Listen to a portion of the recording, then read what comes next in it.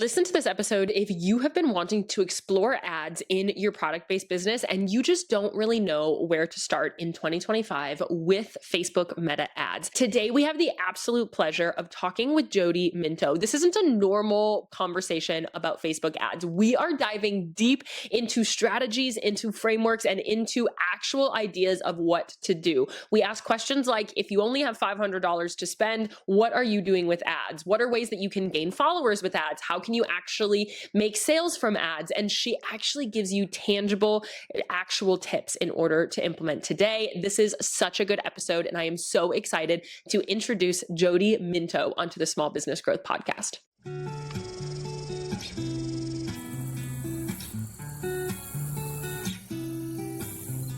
So Jodie, the first question for you is really looking at what are some of the biggest mistakes you see product-based business owners making when it comes to starting ads or running ads in and of themselves? Yeah, this is a really great question, and there's probably like a whole list of Yeah. mistakes that I see happen. But I think that the number one mistake, honestly, I see is that people potentially start running ads before they should. And what I mean by that is that there's sometimes some conversion issues happening on their website.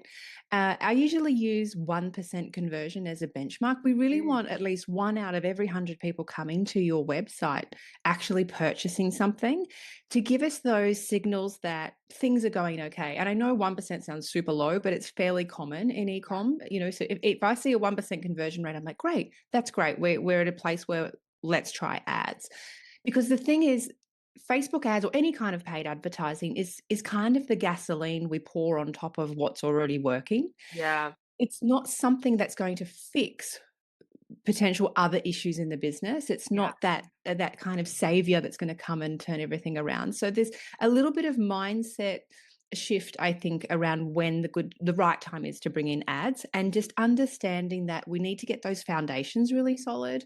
Everything from like your product, is it commercially viable? What's your unique selling proposition, your brand, your messaging, your audience, all that kind of thing needs to be done first before Yeah. we then bring ads into the mix. Okay, I think that's so good because I work with a lot of people that are kind of on that brink of like, hey, is it a good time? Should I start playing around with it? It sounds like you need to really get your marketing and your sales process at least a little bit dialed where you know that this is actually going to convert. And then when we pour more eyes into it, it's like you said, adding gasoline onto that fire. What are some of the other like prerequisite, whether it be numbers or anything like that, that are out there other than kind of a 1% conversion rate? So other things are to really understand who your customer is and why the product that you offer is going to solve some sort of problem for them or provide some sort of transformation, because we need to talk to that in the actual Yeah. ad. So a Mhm. lot of people might have that 1% conversion. They're like, "You, I'm getting sales organically. Great." Yeah. Then it comes time to write the ad. And often what I see is business owners pulling an image straight from their website, from the product listing, and even cutting and pasting the description as the content of the ad. And it just doesn't resonate. It just Yeah. doesn't get the clicks. It doesn't get the sales. So we need to really think about what we're going to say in the ad ultimately, because it is so, so important now, that ad creative piece. So it's Mhm. having that understanding of what it is that your brand and business does that makes it special, and then being able to articulate that in the actual ad Mm. copy. Okay, so the creative and the media and the copy is what's really Mm. like makes the biggest difference. Is Yeah. that kind of like calling out to the type of customer you have, kind of talking about that unique value proposition, or what does that kind of look like? Yeah, absolutely. So there's been so many shifts in meta ads over the years Yeah. where we've moved away from really granular targeting. We don't need to try and create these interest-based audiences and try and figure out, does my audience shop at Costco but doesn't shop here, or wherever Yeah. it might be, right? Like that's what we used to do. And then the audience used to do the heavy lifting, but it's shifted so much now where the algorithm is very smart around learning who is interested or in the market for your kind of product. So what we need to do, rather than going down a rabbit hole of trying to build interest-based audiences, we use what's called a broad audience, Yeah. which is gender, age, location. and then the creative actually does the targeting for us. So, Mm, like what you said, we call out our ideal customer in that copy. So, for an example, I work with a lot of women's brands, women's fashion brands. So, we yeah, might say something in the copy around, uh, are you sick of opening your wardrobe every morning and feeling like you've got nothing to wear? yeah, Come have a look at, blah, blah, blah. Not a great example, but you get my yeah, drift. So we're sort of calling them out. And then we're also in the media part of the ad, we're using a person, whether it's a model or an influencer or yourself, someone that represents who your ideal customer is. Because even by having, mm, say, someone, I'm 44, like a 44-year-old woman in your ad, will generally then be spread and shown to people in a similar age bracket. mm, So it's really important, again, in ladies fashion, where I see a lot of women whose ideal customer is like 55 plus, and they're yes, using a 22-year-old model. So there's this, we've got to make sure that it's aligned, and especially in the ads, because the algorithm, the machine learning scans our ads, and it's just a robot. So it scans and sees like who's in the ad, and this is where the automation can go wrong sometimes, where if there's, I see this quite a bit, where women might be selling like a nude colored dress or a yeah, beige dress, and the algorithm scans it and thinks it's nudity, and then that ad will get blocked. But this is kind of how it works. It's just kind yeah. of doing this like little scan and going, no, yes. So yeah, it's really important that we have that messaging dialed in, and that we're really representing who our ideal customer is in the visual piece as well. Interesting. So when you're kind of going through the targeting standpoint, you're basically saying that you don't have to go into the interests and trying to find those things anymore. You do leave it, you want to leave it a little bit more broad. And that is kind of that new Facebook, what is it, like recommendations plus or something like that, that they're Yeah, giving people? yeah, Is they that the call it, same they have thing? got an, yeah, like an Advantage Plus audience, which Advantage is plus, kinda that's what. like that. Yes. So I've been using broad audiences for years, Yeah. because I, in my own business, realized that all of these interest-based audiences and even these retargeting audiences just stopped working, or Yeah. they'll work for a week or 2 and then they just drop off Fall and off. fatigue. Yeah. And Facebook wants us to use these bigger audiences, right? So this is where the broad audiences work beautifully. Even all of the ladies in my mastermind, I don't think anyone's really using an interest-based audience. Or from time to time, they're like, "Let me just try it." I'm like, "Okay, let's see what happens." And Yeah. we see it. They're really volatile, and they'll work for a short period of time and then stop. Interesting. So the algorithm, their machine learning knows a lot about us based on our behaviors on their platforms. It builds Yeah. all of these signals and data around how we consume content on their platforms. And ultimately, it wants us to have the best user experience as possible, the user, not so much the advertiser. Mm. So if it knows, for example, that I like to stop scrolling and I like to watch the funny dog videos, we see this Yeah. happen a lot, right? Then all of a sudden, I It's all start seeing dog lots of videos. funny dog videos, right? Yeah. So it's the same sort of thing. So without even having to plug in those interests, Facebook already, or Meta already, knows so much about us, whether we consume videos over images, whether we prefer long form copy versus short copy, whether we like to click on an ad and then click off, or whether we like to click on an ad and actually go and add it to the checkout and purchase. It knows so much about us already. It knows far more about the users than what we can try and like outsmart it with our interest-based Interesting. audiences. So how Mm, the algorithm has adapted into knowing us better also helps the ad space to be able to learn who to send better ads to as well. absolutely. It makes Interesting. our job easier as Yeah. advertisers. We don't have to try and figure out exactly Yeah, where because they they can are. do it for us. Yeah, exactly, Interesting. I exactly. think that's so important. And I think when people get started in this, a big question that I always get is, Maddie, how much money is necessary to get a good return on it? Is there like a happy medium? How do I really identify an ads? Can I put 10 bucks a day on it and like call it good? What does the budget standpoint come from? Yes, this is a great question, because it's a question I get a lot as well. It's like, how much do I need to Yeah. spend before I get the results I want? And it honestly, it depends. It Yep. depends. So I like to give like a benchmark example again for women's fashion. Hmm. Say you're selling a women's fashion garment, a dress, for $150 retail.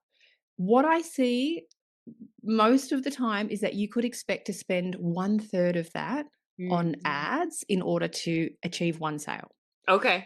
Obviously, we want it to get as low as possible, but across the board, on average, we usually see it around like 30% of the actual retail price. So it comes down to a few different things, like how much is your product that you're selling? Yeah. And sort of having a goal in mind around like how much am I willing to spend to actually get a sale. So that's one thing. But then as far as like how much to start off with, you can absolutely start with $10 a day. Like you Yeah. can start low and then monitor and then see what happens. The thing we need to just remember is obviously the more we spend, the quicker we're going to know what works and what doesn't, because we're going to get there faster, Yeah. um, versus the lower budget. I think if you're looking to spend a lower budget, making sure that you're maybe, with $10 a day, I'd only have one campaign, I'd have one ad set, i.e., like one broad audience, and then I might only have like two or three ads in there, because that $10 a day is going to get split between those three ads. Okay. So it's going to take forever.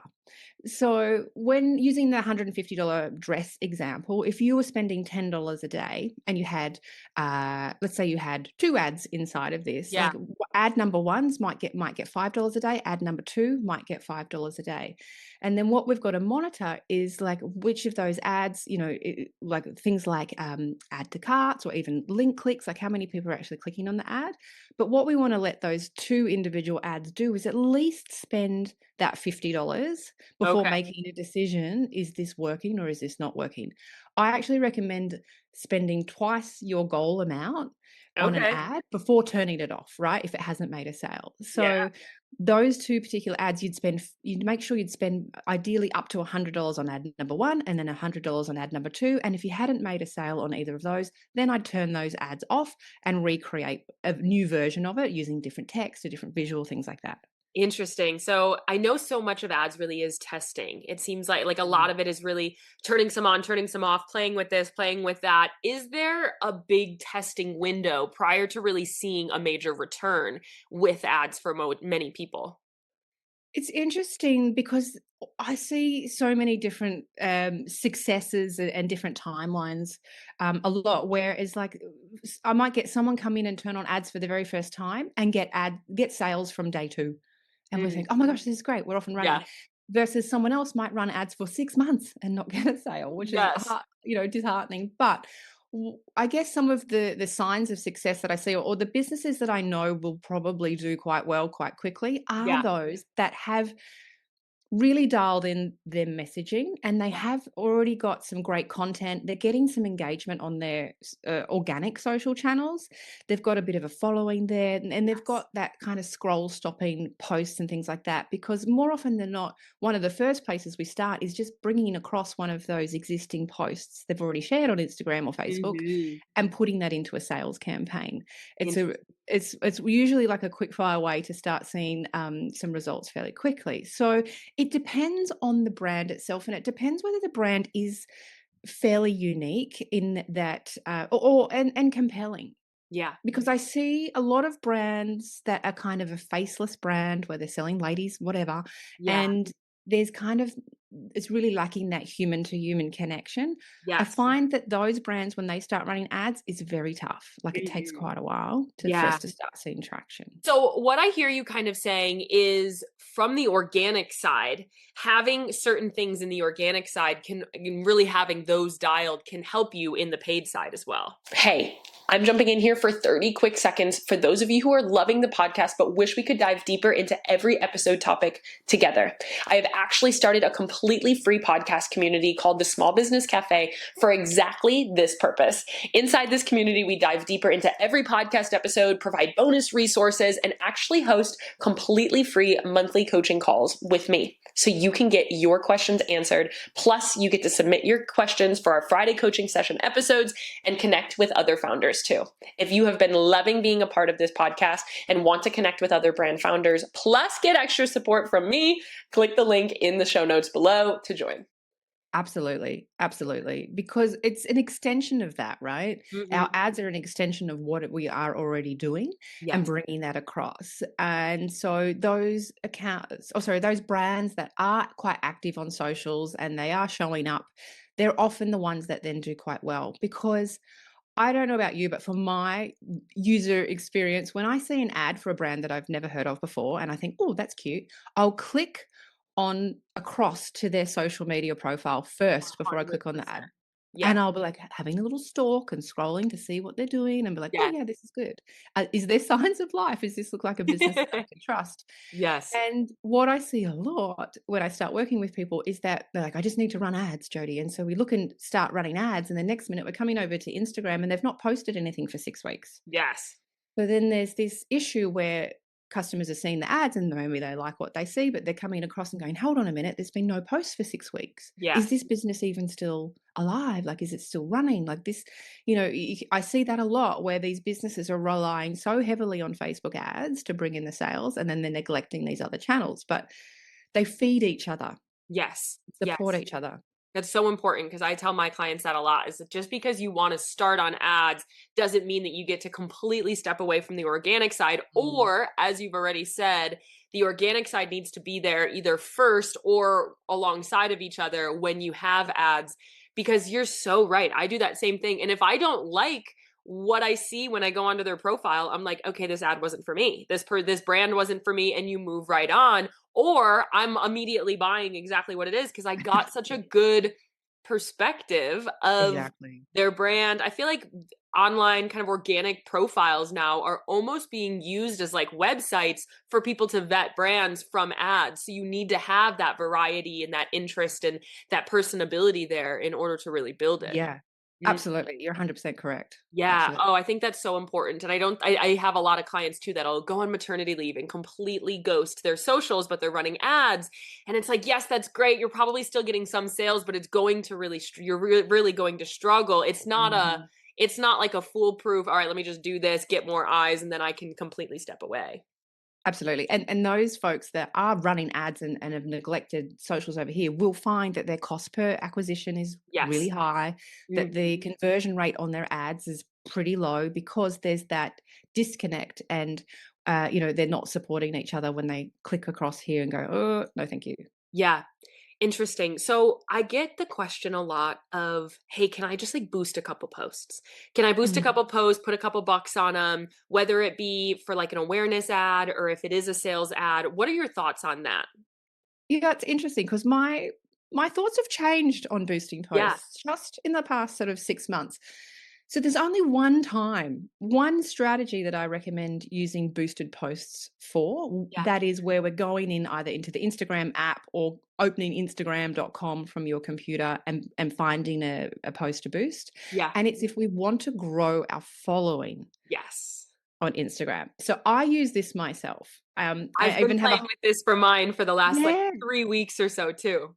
It's actually really powerful and it's a really cheap strategy. And I have a whole podcast episode over at 104 number Cool. 104 I'll episodes link it if below. anyone wants to listen. Yeah, Yeah. yeah, where I break it down in more detail. But first and foremost, what we do is we're picking a post that had good signs of life when we posted it. It got some good already organic signs and signals that people liked it. And we would boost that and we would come across onto your computer. Don't do it from your phone or your Apple phone because you pay extra if you do it from the 30%. actual. I know, it's I know, ridiculous. it's crazy. So you just open up your computer, you come and find it, and then you'll find the post and boost it from there. And there's just a couple of key points here where we want to make sure that we are using the objective view profile.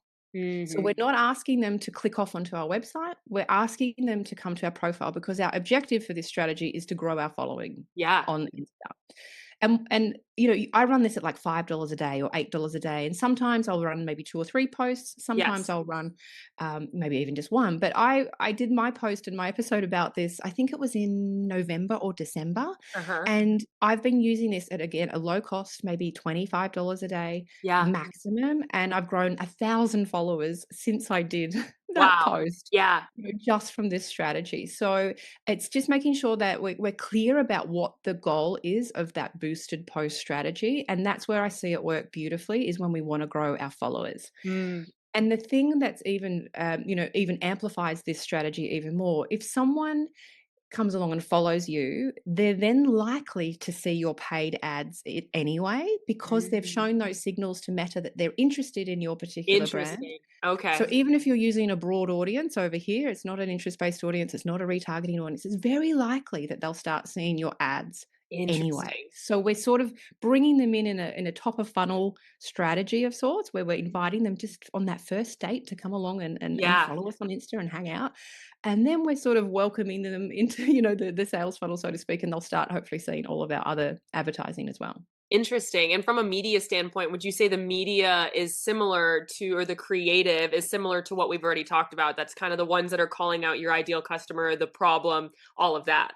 Exactly, exactly. Yeah, we wanna make sure that it's something that is talking about our brand or our business or a particular product. Yeah. Um, I love this where I bolt on a ManyChat automation as well. Mhm. So the particular post that I'm boosting, the call to action is it inside of that caption is, comment, and I use this exact strategy for that episode. Yeah. Mine is comment 104, Yeah. and I'll DM you the podcast link. So Yes. I'm sort of killing two birds with one stone, so to speak, where they're coming across and following me, and then they're also entering that ManyChat flow and then coming across and listening to the podcast. Interesting. So the call to action isn't, hey, follow us for more information. It's, hey, DM us this or comment this and we'll Yeah. send you the link. Yeah. Interesting. Yeah. So you're getting then more and more engagement on that post that's already Yeah. boosted, and it just gets better and better and more powerful, because Yes. we know that when we see a post that's got hundreds of comments and likes on it, we're likely to stop and have a little look Yeah. inside to see what people are saying. Mhm. And then it just gets more and more effective. That's so good. I think, and I have a couple of clients that we're like testing this with right now is kind of more of like an awareness top of funnel, just growing your community, growing brand awareness. And I have seen it be really fruitful as well. Like I've put maybe $50 on it so far from what the couple of days that I've been playing with it. And I've definitely seen those start to flow in, and it's very interesting when Mm. it comes to boosting ads, as well as ad campaigns. I know you said this one is a lot more for growing your following. When you're doing an ad campaign, that's much more for sales, correct? Absolutely. And I really, for e-commerce folks, recommend 99% of your campaigns will be all sales campaigns. Yes. Maybe later down the track, you want to run some lead generation campaigns like list building, but I generally don't recommend bothering with like traffic or like video Yes. views or anything like that. We ultimately, with those campaigns, we want people to click across to our website and buy something. Mhm. So yeah, sales campaigns, but we build the sales campaigns, the structure inside of Ads Manager, but you can still then pull across some of those existing posts. So Yes. again, if you had a post where we're talking about a particular product or a new collection or something, new arrivals, we can actually pull that across into Ads Manager and use that as the actual ad creative, and then just add in another call to action with the link then to the product. And they often work really well, because what we often do is, particularly on Facebook to Facebook, this works great. If we're bringing in across and using an existing Facebook post that's got lots of social proof on it already, that social proof carries across into the ad as well, which again, the ads that have, or any kind of post that has the most social proof on the bottom, are always the ones that do the best. Mm. So we're giving ourselves a head start by pulling across a Facebook post that's already got that love on the bottom, and then we're adding money to it. And any new comments and love all just build up on that actual existing post. So when you say love on the bottom, you mean comments and Yeah. Yeah. engagement, things like that. Exactly. Comments, shares, the love hearts. Yes. Because when I know when I see something scroll by in my feed, and if it's got 100 comments or 500 Yeah. loves, I'm like, oh, what's this? I'm very curious. I want to get in there and have a look. So it helps stop the scroll, so to speak. Yeah. So yeah, those ones that already have that social proof on the bottom always do really well. Interesting. This is so good. There's so many tangible things. Thank you so much for sharing all of that. If Mm. you feel, if you're an e-commerce brand out there and you have some sales flowing, you already know that you have kind of the prereqs there, and you have like, I can spend $500. Like, let me get started with this. Where would you recommend somebody start with like a small budget, $500? Let's get started. What would you advise them to get started with? I would probably do like one of those boosted post strategies to have Yeah. just running in the background, even at just $5 a day. Hmm. And the bulk of the rest of the balance of that money, I would be using in sales campaigns. Um, and is this $500 a day or $500 for how long? Let's say a month.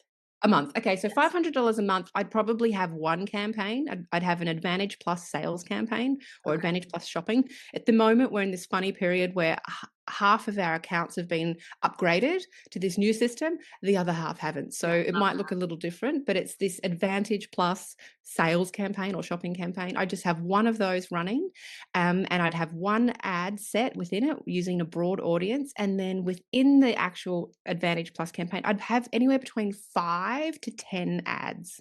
Okay. Inside of it. And what we'd be doing is we'd be monitoring those individual ads as far as ad spend.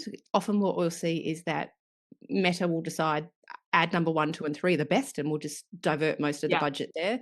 But what we're monitoring to see is if, for example, that $150 ladies dress case study, if ad number 1 has spent $100, even though Meta thinks it's the best one, hasn't made a sale, we toggle it off, and then that money will flow through to those other 9 remaining ads. But I'd have 5 to 10 ads in there, and what we're doing is creative testing. Yes. We're looking for clicks, we're looking for add to carts, we're obviously looking for sales, and then we're toggling off individual ads if they're not performing.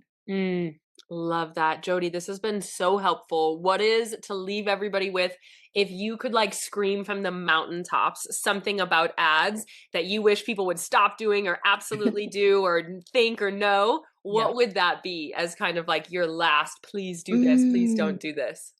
Oh, look, I think I would love to scream from the rooftops that they can honestly skyrocket your business. Like there's such a powerful, effective tool when the time is right, that can like take your business to places you've never experienced and never even thought possible. So they are super powerful. It is really worthwhile looking into them and considering them. And I think aside from that is that we want to just make sure that the business foundations are solid and we've got those other marketing channels and activities happening to support the ads, because we've got to remember to look at the ads as they're the gasoline we pour on top of what's already working. They're not the thing that's going to come in and fix all of these other issues if there's conversion issues happening on the website and things like that. So we just need to be really clear about what their role is. And that is to bring us in and introduce us to lots of new customers. But we need to remember ultimately, once they click on that ad and come across to our website, that's on us. So yeah, they're super, super powerful, but we've got to remember, we've got to have the really solid foundations and a deep understanding of our brand and our messaging and our customers before we add them to the mix. Oh, Jodie, how can people work with you? Do you get in there, or are you teaching? What are you a specialist? Whatever it is, how do people work with you and where can they find you? Yeah, so you can find me over at jodieminto.com, and I'm on Instagram. I am Jodie Minto, and I have a few different ways that I work with people. I have some little mini courses, which are bite-sized Facebook ad courses. You can dive in and have a little taste test to especially around those Advantage Plus shopping campaigns. I've got a little course called One Ad Wonder that's about that. But then I have other bigger programs like small group coaching programs, and then I also have a mastermind.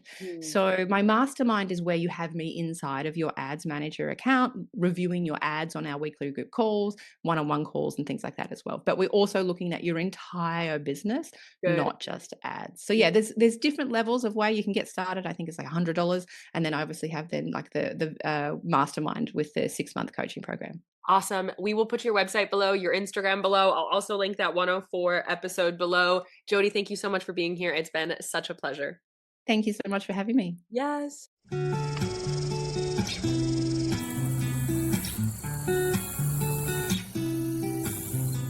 If you found today's episode helpful and are looking for more tangible ways to grow your business, make sure you are subscribed to the show.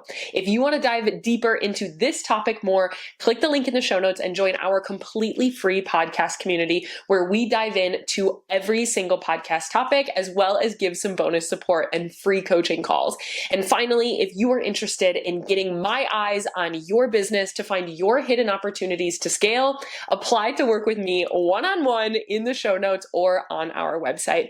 Remember, it's not enough to listen. Don't forget to implement too. I love ya. I'll see you in the next episode.